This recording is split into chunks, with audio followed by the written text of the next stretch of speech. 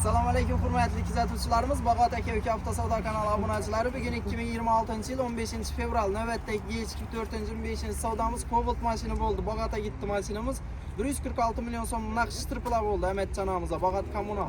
Bizlarning Kirov, bizlarning qarindashini mashinasi ko'rib kelib, tanishib aldılar mashina. Shaqchaqatji. Tabriklaymiz. Amatjonam biroz shirin so'zingiz bo'lsa Bag'ot avtosavdo aka ishlaringizga hammangizga katta rahmat. Tapqalarınız yaşkın toylar olsun. Hem ise şu maçların dilinde şamal ötüp, şu maçların yaşkın toylar olsun.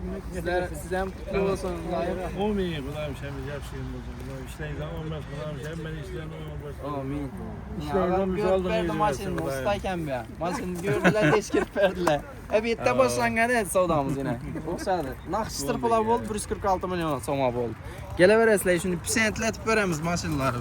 Erten hem işleşkin yetip. Maşinimiz 2024'te 25, 2000 kilometre yürüyen paçka vəzədir. 146 milyon son nakşıtır pula oldu savdamız. Bag'ot aka uka avtosavdoga geleveresler. Narxlar arzon, vibrlar ko'p. Tanlovda adashmanglar. Rahmat.